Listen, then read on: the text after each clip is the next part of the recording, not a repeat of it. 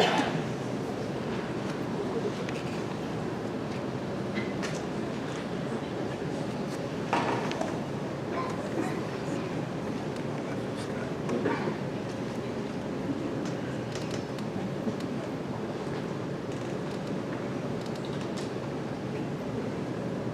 right. Hello, everyone. How are you guys doing tonight?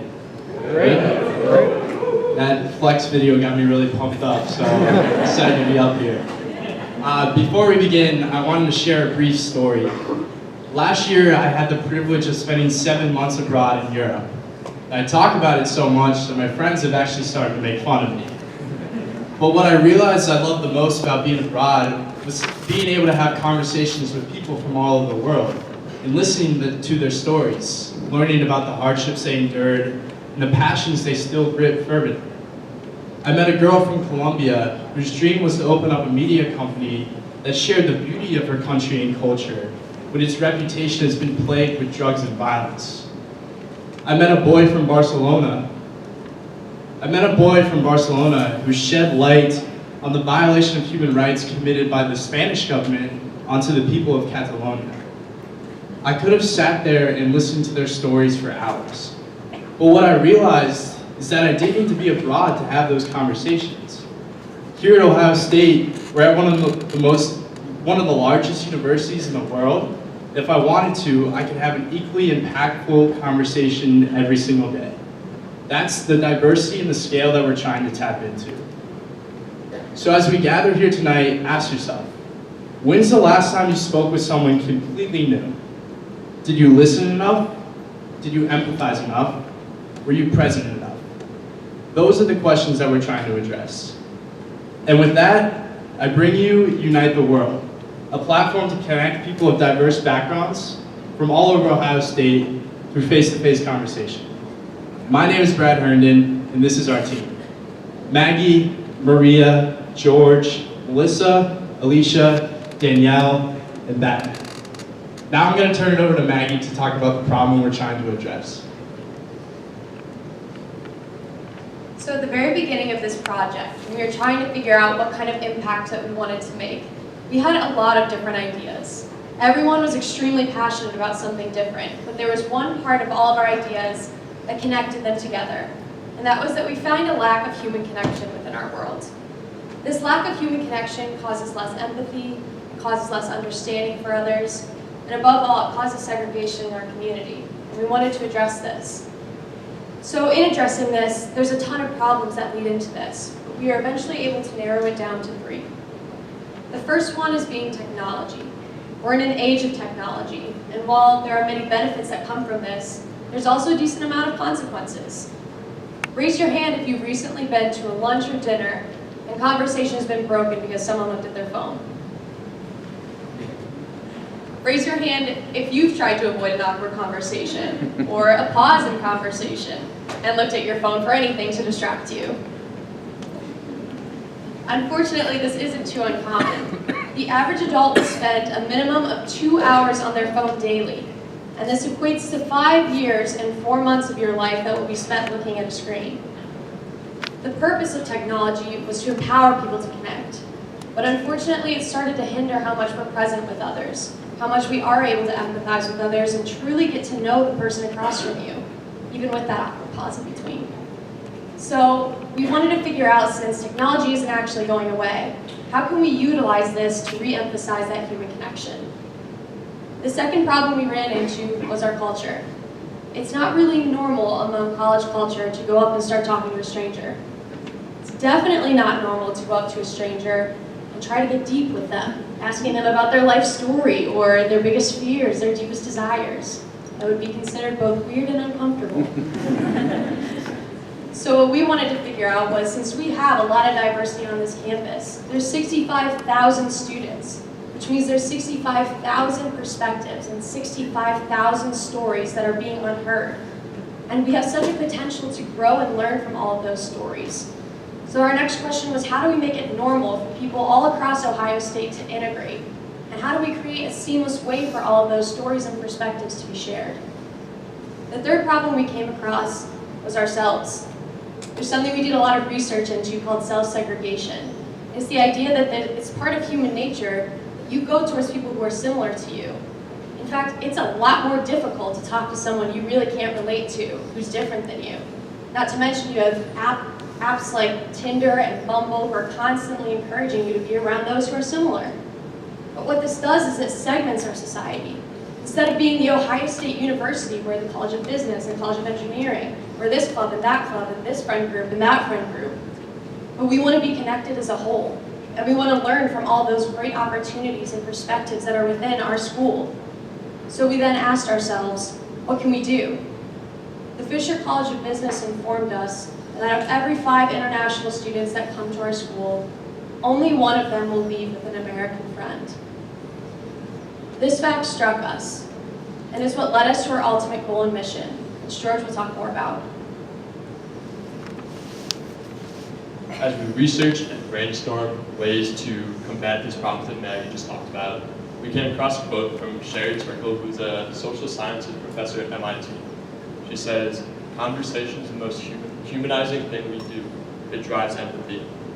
This led to our question of how can we carry through with this? So our mission ultimately was to inspire students at Ohio State to come together and have genuine in-person conversations, and to understand and empathize with each other's stories.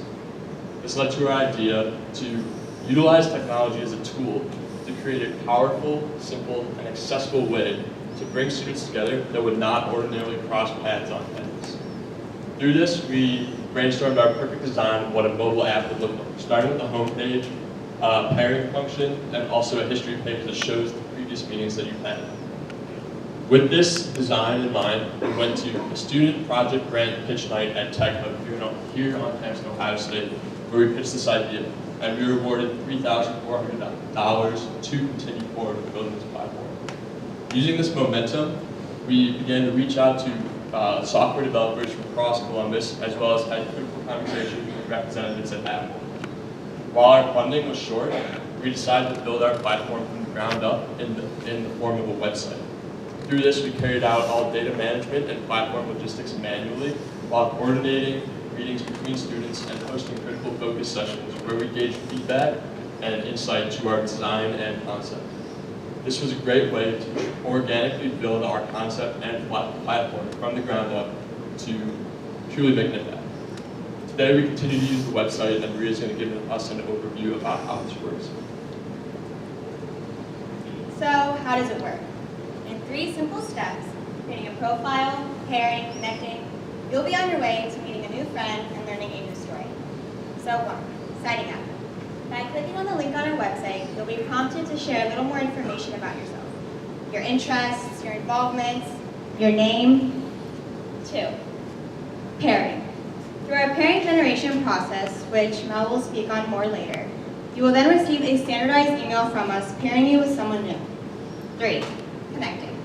Once you receive the email, you will then have the opportunity to have communication with your new contact.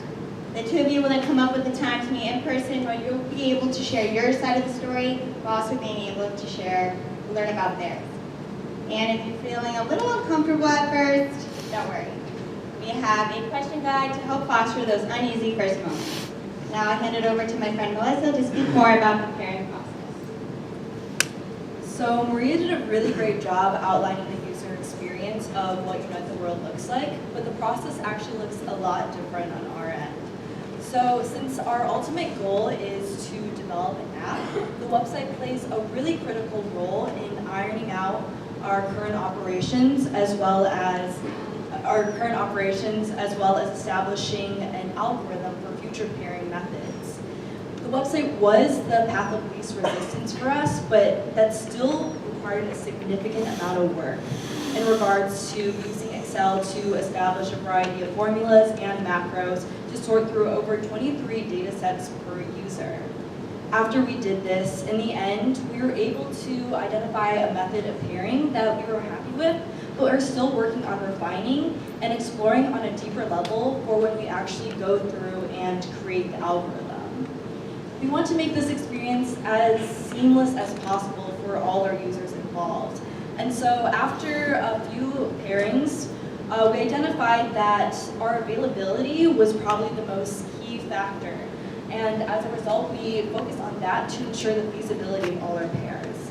Next was the majors, which we focused on to generate diverse and meaningful conversations overall.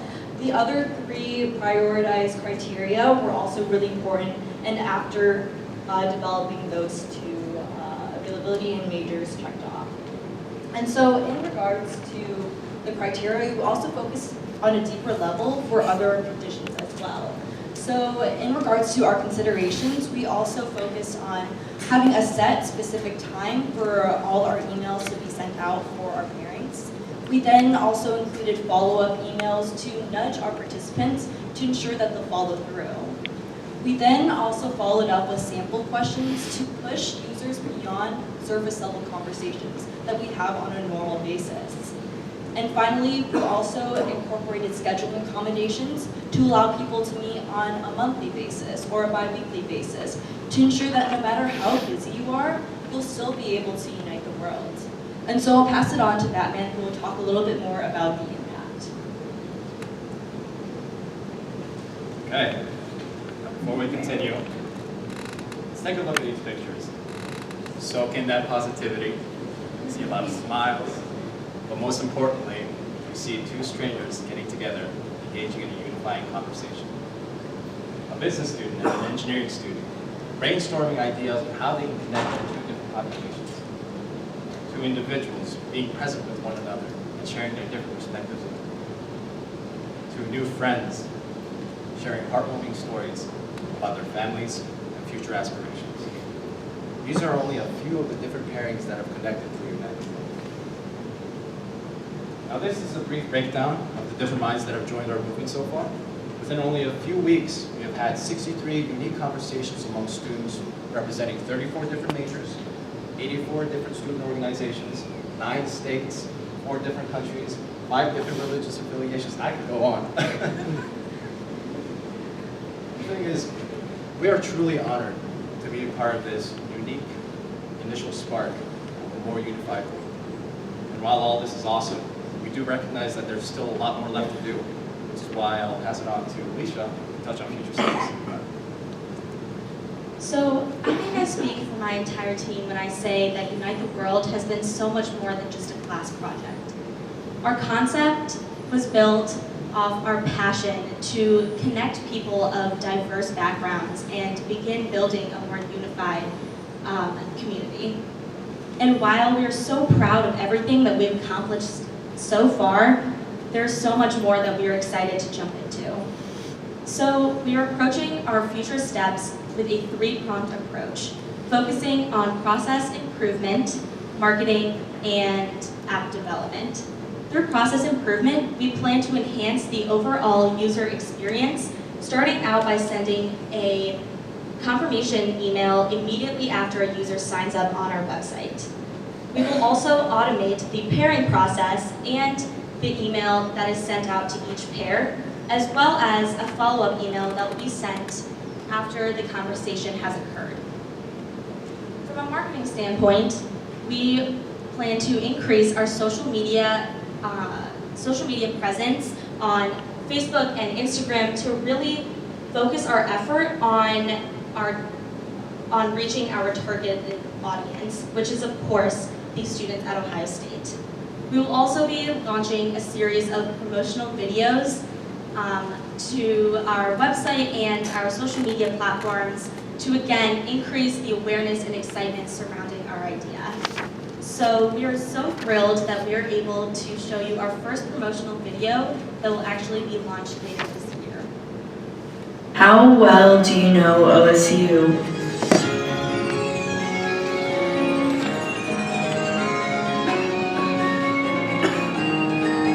You know the fastest way to class when you're running late. The way the air feels slightly different when the seasons change. The almost electric energy on campus on each and every game day. Even on a campus of 60,000 students, you have a routine. But how well do you know the people here? Who are you walking past? Who are you sitting by? Who do you truly know here? Take a look around. There are 60,000 students on this campus. Each person you pass on the way to class has their own story about where they started from, what keeps them up at night, and their dreams for the future. Join our movement today and share your story. UniteTW.com.